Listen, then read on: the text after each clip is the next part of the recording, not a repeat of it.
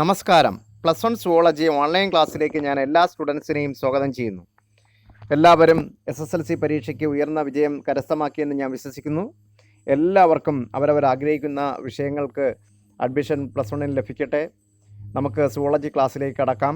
കഴിഞ്ഞ ക്ലാസ്സിൽ നമ്മൾ ഡിസ്കസ് ചെയ്തത് ലിവിങ് വേൾഡ് എന്ന് പറയുന്ന ചാപ്റ്ററിൻ്റെ ഇൻട്രൊഡക്ഷനാണ്. അവിടെ നമ്മൾ കൂടുതലും ഡിസ്കസ് ചെയ്തത് ലിവിങ് തിങ്സിൻ്റെ ക്യാരക്ടറിസ്റ്റിക്സ്, ജീവനുള്ളവയുടെ പൊതു സ്വഭാവ സവിശേഷതകളാണ് നമ്മൾ ഡിസ്കസ് ചെയ്തത്. ഇന്ന് നമുക്ക് ഡിസ്കസ് ചെയ്യാനുള്ളത് diversity in the living world, അതായത് ജീവലോകത്തിലെ വൈവിധ്യം. ഡൈവേഴ്സിറ്റി എന്ന് പറഞ്ഞ വൈവിധ്യം, അതായത് ജീവലോകത്തിലെ വൈവിധ്യം എന്തെന്നാണ് നമുക്ക് അതിനെപ്പറ്റി ഒരല്പമാണ് നമുക്ക് ഡിസ്കസ് ചെയ്യാനുള്ളത്. ആദ്യം ബയോഡൈവേഴ്സിറ്റി എന്ന് പറയുന്നത് എന്താണെന്ന് നോക്കാം. ബയോഡൈവേഴ്സിറ്റി എന്ന് പറയുന്ന വാക്കിൻ്റെ അർത്ഥം ജൈവ വൈവിധ്യം എന്നാണ്. എന്താണ് നമുക്ക് ബയോഡൈവേഴ്സിറ്റി നമുക്കൊന്ന് ഡിഫൈൻ ചെയ്ത് നോക്കാം. ഭൂമിയുടെ ഒരു പ്രത്യേക ഏരിയയിൽ, ഒരു പ്രത്യേക പ്രദേശത്ത് കാണപ്പെടുന്ന മുഴുവൻ അനിമൽസിനെയും പ്ലാന്റ്സിനെയും അതുപോലെ മൈക്രോ ഓർഗാനിസത്തിനെയും കൂടി പൊതുവിൽ വിളിക്കുന്ന പേരാണ് ബയോഡൈവേഴ്സിറ്റി അഥവാ ജൈവ വൈവിധ്യം.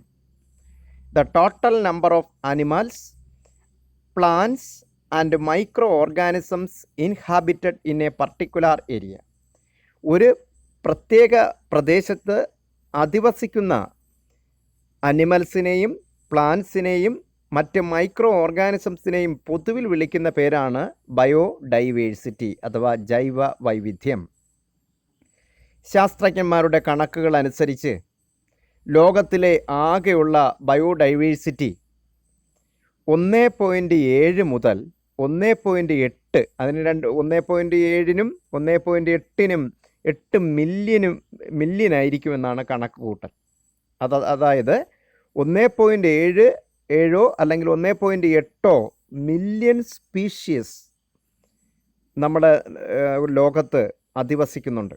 അത്രയുമാണ് നമ്മൾ ഇതുവരെ കണക്കാക്കിയിരിക്കുന്നത്. പക്ഷേ നമുക്ക് മനസ്സിലാക്കുന്ന കാര്യം, ഇപ്പോൾ ഫോറസ്റ്റിലേക്കും വനപ്രദേശത്തേക്കും അതുപോലെ തന്നെ കടലിലേക്കും ഒക്കെ പര്യവേഷണം നടത്തുന്ന ശാസ്ത്രജ്ഞന്മാർ അവർ മടങ്ങി വരുന്നത് ജീവലോകത്തിന് പരിചയപ്പെടുത്തിക്കൊണ്ട് പുതിയ സ്പീഷീസുകളെ പരിചയപ്പെടുത്തിക്കൊണ്ടാണ് കടന്നു വരുന്നത്. അതായത് നമ്മോടൊപ്പം ജീവിക്കുന്ന ജീവജാലങ്ങളെ പറ്റി പൂർണ്ണമായും ഐഡിയ നമുക്കില്ല.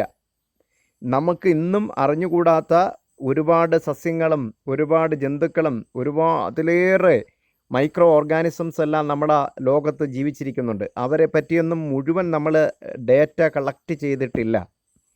ഇതുവരെ കളക്ട് ചെയ്ത ഡേറ്റ അനുസരിച്ചാണ്, ശാസ്ത്രജ്ഞന്മാരുടെ വിവരങ്ങൾ അനുസരിച്ചാണ് പറയുന്നത് 1.7നും 1.8 മില്യൺ സ്പീഷ്യസ് ഈ ലോകത്ത് അധിവസിക്കുന്നുണ്ട്.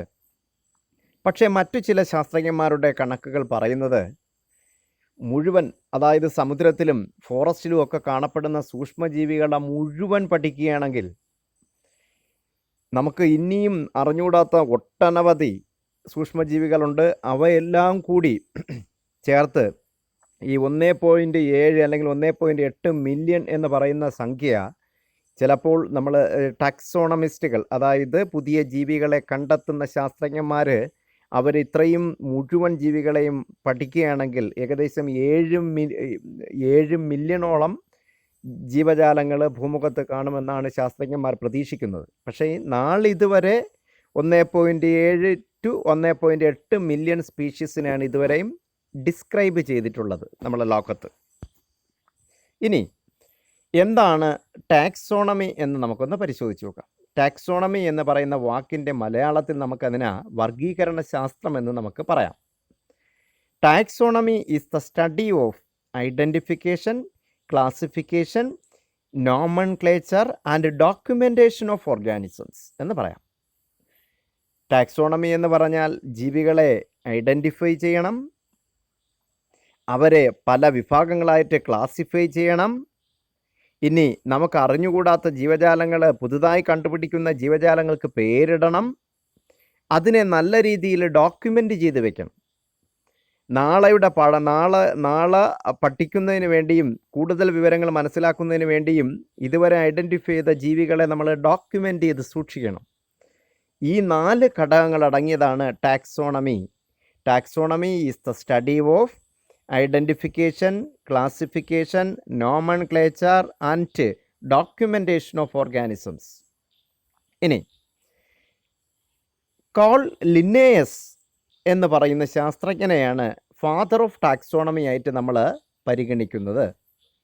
കരോലസ് ലിന്നേയസ് എന്നാണ് ഇവിടെ അതിൻ്റെ സ്പെല്ലിങ് നമുക്ക് വായിച്ചെടുക്കാൻ പറ്റുന്നത്. പക്ഷേ അതിൻ്റെ പ്രൊനൗൺസിയേഷൻ എന്ന് പറഞ്ഞാൽ കാൾ ലിന്നേയസ് എന്നാണ്. ഇനി അദ്ദേഹം വിശ്വപ്രസിദ്ധനായിട്ടുള്ള ഒരു ജീവശാസ്ത്രജ്ഞനാണ്. അദ്ദേഹം പ്രധാനമായിട്ടുള്ള 2 പുസ്തകങ്ങൾ എഴുതിയിട്ടുണ്ട്. അതിലൊന്ന് സ്പീഷീസ് പ്ലണ്ടാരം, 2 സിസ്റ്റമ നാച്ചർ. അദ്ദേഹത്തിൻ്റെ പ്രധാനപ്പെട്ട 2 രചനകളാണ് സ്പീഷീസ് പ്ലണ്ടാരം എന്നതും അതുപോലെ തന്നെ സിസ്റ്റമ നേച്ചർ എന്നതും. അത് ഒരുപാട് തവണ പബ്ലിക് എക്സാമിനും അല്ലെങ്കിൽ 1 വേർഡ് ക്വസ്റ്റ്യനായിട്ടും ഒക്കെ പലപ്പോഴും ചോദിച്ചിട്ടുള്ളൊരു ക്വസ്റ്റ്യനാണ്. The books written by Linnaeus, Species Plantarum and Systema Naturae. ഇനി ഇപ്പം നമുക്കറിയാം, ലോകത്തിൻ്റെ വിവിധ ഭാഗങ്ങളിലുള്ള വിവിധ റിസർച്ച് ഇൻസ്റ്റിറ്റ്യൂട്ട്, ഗവേഷണ സ്ഥാപനങ്ങൾ ലോകത്തിൻ്റെ വിവിധ ഭാഗങ്ങളിൽ ഉള്ള ജീവജാലങ്ങളെപ്പറ്റി അനലൈസ് ചെയ്തുകൊണ്ടിരിക്കുന്നു. ഇനി ഏതെങ്കിലും പുതിയത് കണ്ടെത്താനുണ്ടോ? അങ്ങനെ ആ പ്രവർത്തനങ്ങൾ തുടർന്നുകൊണ്ടിരിക്കുകയാണ്. അപ്പോൾ അവിടെ പുതിയ അനിമൽസിനെ കണ്ടെത്തുകയാണെങ്കിൽ അനിമൽസിന് പേരൊക്കെ നൽകുന്നത്, അതായത് ഇപ്പോൾ ഞാനൊരു അനിമലിനെ കണ്ടെത്തിയെന്ന് പറഞ്ഞ് എനിക്ക് തോന്നുന്ന പേര് നൽകാൻ അതിൽ അവകാശമില്ല. ഞാനൊരു പേര് സജസ്റ്റ് ചെയ്യുന്നു, അതിന് ഇൻ്റർനാഷണൽ ഓർഗനൈസേഷനുണ്ട്. ആ ഓർഗനൈസേഷൻ അവർ അപ്രൂവ് ചെയ്യണം. ഇപ്പം ഞാനൊരു ചെടിയെ പുതുതായിട്ടൊരു ചെടിയെ കണ്ടുപിടിക്കുകയാണെങ്കിൽ ആ ചെടിയുടെ പേര് എനിക്ക് സജസ്റ്റ് ചെയ്യാനുള്ള അവകാശമുണ്ട്. പക്ഷേ അത് അംഗീകരിച്ച് വരണം. അതിനുവേണ്ടി ഇൻ്റർനാഷണലി അക്സെപ്റ്റഡ് ആയിട്ടുള്ള ചില ഓർഗനൈസേഷൻസ് ഉണ്ട്. അപ്പോൾ ആ 2 ഓർഗനൈസേഷൻ നമുക്കിവിടെ പഠിക്കാം.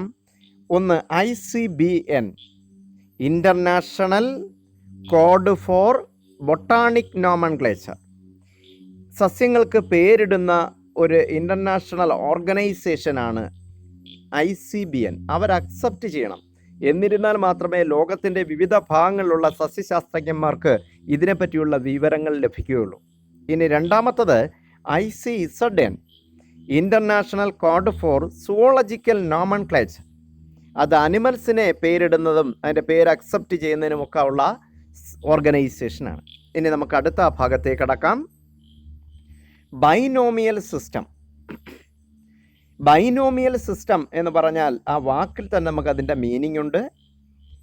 ബൈ 2, നോമിയൽ എന്ന് പറഞ്ഞാൽ റിലേറ്റഡ് ടു നെയിം, പേരിനെ സൂചിപ്പിക്കുന്നത്. സിസ്റ്റം, മനസ്സിലായല്ലോ. സിസ്റ്റം എന്ന് പറഞ്ഞാൽ പദ്ധതി.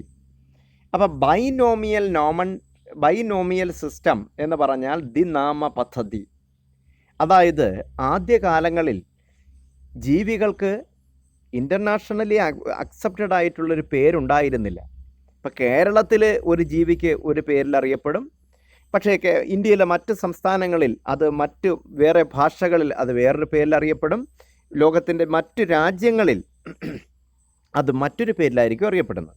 ഇത് ബോട്ടണി പഠിക്കുന്ന അല്ലെങ്കിൽ അതായത് ബൊട്ടാണിസ്റ്റുകൾക്ക് അല്ലെങ്കിൽ സുവോളജിസ്റ്റുകൾക്കൊക്കെ വളരെ കൺഫ്യൂഷൻ ഉണ്ടാക്കുന്ന ഒന്നാണ്. അതുകൊണ്ട് ഇൻ്റർനാഷണലി അക്സെപ്റ്റഡ് ആയിട്ടുള്ള ഒരു പേര് കൊണ്ടുവരണം എന്ന് കാൾ ലിന്നേയസ് ആലോചിക്കുകയുണ്ടായി. വർഷങ്ങൾക്ക് മുമ്പ് നടന്ന കാര്യമാണിത്. കാൾ ലിന്നേയസ് ഒരു സിസ്റ്റം ആവിഷ്കരിച്ചു.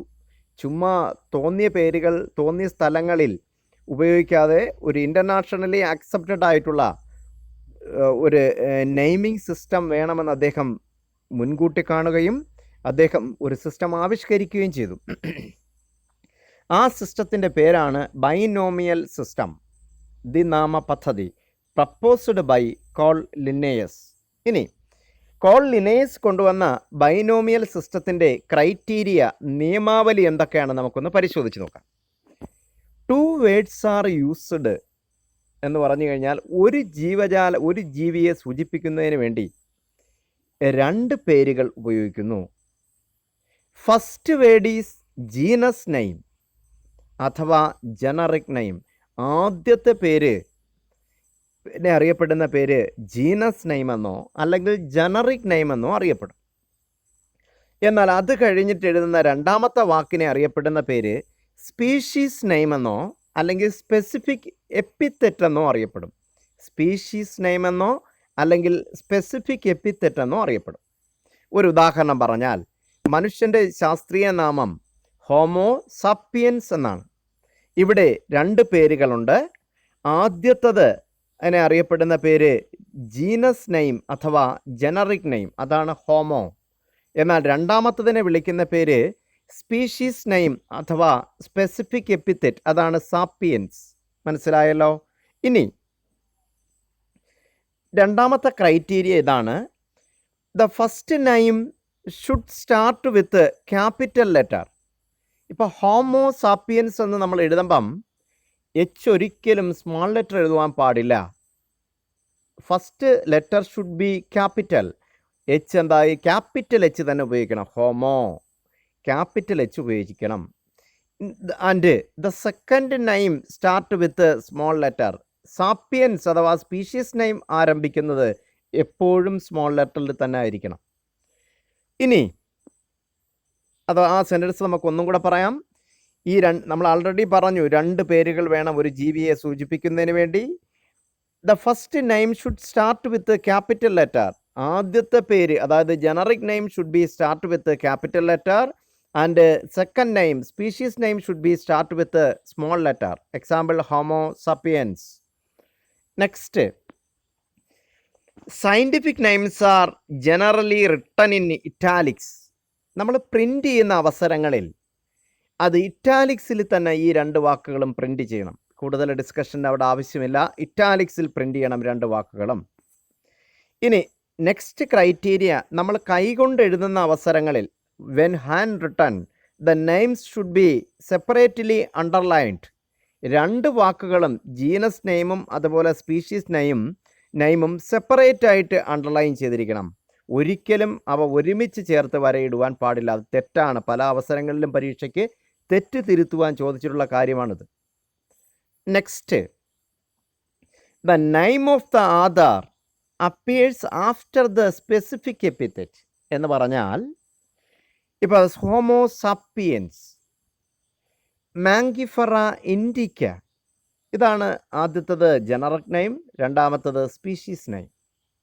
ഇനി നമ്മൾ ഓഥൻറ്റിക് ആയിട്ടുള്ള ടെക്സ്റ്റ് ബുക്കൊക്കെ റെഫർ ചെയ്യുകയാണെങ്കിൽ ഈ 2 പേരുകൾക്ക് ശേഷം ഈ പേര് ആരാണോ നിർദ്ദേശിച്ചത്, ഒറിജിനലി ആരാണോ നിർദ്ദേശിച്ചത്, ആ പ്ലാന്റിനെ അല്ലെങ്കിൽ അനിമലിനെ ഡിസ്ക്രൈബ് ചെയ്തത്, ആ ശാസ്ത്രജ്ഞൻ്റെ പേരിൻ്റെ ചുരുക്കരൂപം കൂടി മൂന്നാമതായിട്ട് എഴുതി ചേർക്കും. അതിന് എക്സാമ്പിൾ ഇവിടെ പറഞ്ഞിട്ടുണ്ട്. മാഞ്ചിഫറ ഇൻഡിക്ക LINN, ലിന്നേയസിൻ്റെ ഷോർട്ട് ഫോമാണത്. It indicates that this species was first described by Carl Linnaeus.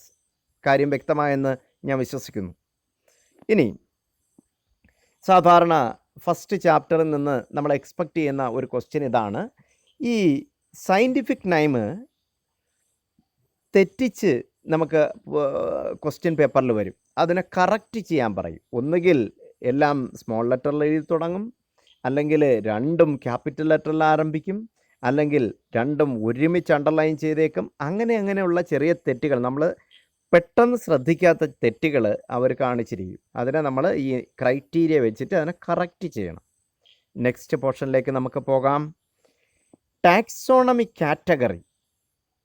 Taxonomy category എന്ന് പറഞ്ഞാൽ ഈച്ച് ലെവൽ ഓഫ് ക്ലാസിഫിക്കേഷൻ, അതിനെ വിളിക്കുന്ന പേരാണ് ടാക്സോണമി കാറ്റഗറി. അതായത് നമ്മൾ വർഗീകരണ ശാസ്ത്രത്തിലെ ഓരോ തലത്തിനെയും വിളിക്കുന്ന പേരാണ് ടാക്സോണമിക് കാറ്റഗറി. എക്സാമ്പിൾ സ്പീഷീസ് എന്ന് പറയുന്നത് ലോവസ്റ്റ് കാറ്റഗറിയാണ്. ജീനസ് ഉണ്ട്, ഫാമിലി ഉണ്ട്, കിങ്ഡം ഉണ്ട്, ഫൈലം ഉണ്ട്, ഓർഡർ ഉണ്ട്, അങ്ങനെ പോവും. ഇനി സിസ്റ്റമാറ്റിക്സ് ഇൻ ടാക്സോണമി. ഈ സിസ്റ്റമാറ്റിക്സ് ഇൻ ടാക്സോണമി എന്ന് പറഞ്ഞാൽ എന്താണ് സിസ്റ്റമാറ്റിക്സ്? അപ്പോൾ സാധാരണ അധ്യാപകർ കുട്ടികളെ ക്ലാസ് എടുക്കുമ്പോഴൊക്കെ അധ്യാപകർ പലപ്പോഴും സൂചിപ്പിക്കാറുണ്ട്, നിങ്ങൾ വീട്ടിൽ പോയി കഴിഞ്ഞാൽ നിങ്ങൾ പഠിക്കുന്ന പാഠഭാഗങ്ങൾ പഠിക്കുന്നതും അതുപോലെ ടെക്സ്റ്റ് ബുക്കും അതുപോലെ തന്നെ നോട്ട് ബുക്കും ഒക്കെ സിസ്റ്റമാറ്റിക് ആയിട്ട് വെക്കണം. വാരി വലിച്ച് എവിടെയെങ്കിലും ഇട്ടിരിക്കാതെ അതിനെ കറക്റ്റ് അടുക്കും ചിട്ടയോടും കൂടി തന്നെ വെക്കണമെന്ന് പല അധ്യാപകരും ഒക്കെ ഉപദേശിക്കാറുണ്ട് കുട്ടികളെ. ഇവിടെയും സിസ്റ്റമാറ്റിക്സ് ഇൻ ടാക്സോണമി എന്ന് പറഞ്ഞാലും അത്രയ്ക്കേ ഉള്ളൂ. നമ്മൾ ജീവജാലങ്ങളെ ക്ലാസിഫൈ ചെയ്യുന്ന അവസരത്തിൽ തോന്നിയ രീതിക്ക് എടുത്ത് ക്ലാസിഫൈ ചെയ്യരുത്. അതിനെ ക്ലാസിഫൈ ചെയ്യുന്നത് ആ ജീവികളുടെ പരിണാമ സിദ്ധാന്തം അനുസരിച്ച് ആദ്യമുണ്ടായ ജീവികളെ ആദ്യത്തെ ഗ്രൂപ്പിൽ തന്നെ ഉൾപ്പെടുത്തണം. പിന്നീട് അതിൽ തുടർന്നുണ്ടായ ജീവികളെ നമുക്ക് ക്ലാസിഫൈ ചെയ്ത് വെക്കണം. അതായത് പരിണാമത്തെ അടിസ്ഥാനമാക്കി വേണം ജീവികളെ വർഗീകരിക്കുവാൻ. The classification based on evolution, അതാണ് സിസ്റ്റമാറ്റിക്സ് ഇൻ ടാക്സോണമി എന്ന് പറയുന്ന വാക്കുകൊണ്ട് ഉദ്ദേശിക്കുന്നത്. ഇനി ടാക്സോണമിക് ഹൈറാർക്കി എന്ന് നമ്മൾ ആൾറെഡി പഠിച്ചു. ടാക്സോണമിക് കാറ്റഗറി എന്ന് പറഞ്ഞാൽ each level of classification is called taxonomic category. Species ഉണ്ട്, ജീനസ് ഉണ്ട്, ഫാമിലി ഉണ്ട്, ഓർഡർ ഉണ്ട്, ക്ലാസ് ഉണ്ട്, ഫൈലം അല്ലെങ്കിൽ ഡിവിഷൻ എന്നൊക്കെ പറയുന്നുണ്ട്, പിന്നെ ലാസ്റ്റിൽ കിങ്ഡം ഉണ്ട്. ഇവിടെ ടാക്സോണമിക് ഹൈറാർക്കി എന്ന് പറഞ്ഞാൽ നമുക്കറിയാൻ പറ്റും. ഇപ്പം നിങ്ങൾ പഠിക്കുന്ന സ്കൂളിലാണെങ്കിലും സ്റ്റുഡൻസ്, ടീച്ചേഴ്സ്, അതിന് മുകളിൽ ടീച്ചേഴ്സ്, ഏറ്റവും ലാസ്റ്റ് എന്ന് പറഞ്ഞാൽ ഏറ്റവും മുകളിൽ പ്രിൻസിപ്പൽ അല്ലെങ്കിൽ നിങ്ങളുടെ ഹെഡ് മാസ്റ്റർ. ഇനി അതുപോലെ തന്നെ നമ്മുടെ പോലീസ് സേന നോക്കിയാലും ഏറ്റവും മുകളിൽ DGP ഉണ്ട്. അതിൽ താന്ന് ഇങ്ങനെ വരും SP, DYSP അങ്ങനെയൊക്കെ വന്ന് CI, SI, അവസാനം പോലീസ് കോൺസ്റ്റബിൾ. അവിടെയും സീക്വൻഷ്യൽ ഓർഡർ നമുക്ക് കാണാൻ പറ്റും. ഇവിടെയുണ്ട് ടാക്സോണമിയുടെ കാര്യത്തിലും സീക്വൻഷ്യൽ ഓർഡർ ഉണ്ട്. ടാക്സോണമിക് ഹൈറാർക്കി എന്ന് പറഞ്ഞാൽ sequential order of all taxonomic categories. Taxonomic കാറ്റഗറീസിന് സീക്വൻഷ്യൽ ഓർഡറിൽ അടുക്കി വയ്ക്കുന്നതിനെ വിളിക്കുന്ന പേരാണ് ടാക്സോണമിക് ഹൈറാർക്കി. അവിടെ നമുക്കൊന്ന് നോക്കാം. കിങ്ഡം, ഏറ്റവും മുകളിൽ കിങ്ഡം, അതിന് താഴെ ഡിവിഷൻ അല്ലെങ്കിൽ ഫൈലം. ഡിവിഷൻ മിക്കവാറും പ്ലാന്റ്സിനെ മാത്രം സൂചിപ്പിക്കുന്നതാണ്, എന്നാൽ ഫൈലം അനിമൽസിനെ സൂചിപ്പിക്കുന്ന. അതിന് താഴെ class, order, family, genus, species. താഴെന്ന് മുകളിലേക്ക് പോയാൽ species, genus, family, order, class, division or phylum. ഏറ്റവും മുകളിൽ സുപ്പീരിയർ എന്ന് പറഞ്ഞത് ആരാണ്? കിങ്ഡം. ഇനി ഇവിടെ നിന്നും സാധാരണ ഒരു ക്വസ്റ്റ്യൻ ചോദിക്കാറുണ്ട്. ഇത് ഓർഡർ തെറ്റിച്ച് തരും. അതിനെ കറക്റ്റ് ചെയ്യാൻ വേണ്ടി ഒരു ചോദ്യം വരാറുണ്ട്. അപ്പം ഇന്ന് നമുക്ക് ഇത്രയും കാര്യങ്ങളാണ് ഡിസ്കസ് ചെയ്യുവാനുള്ളത്. Okay, thank U.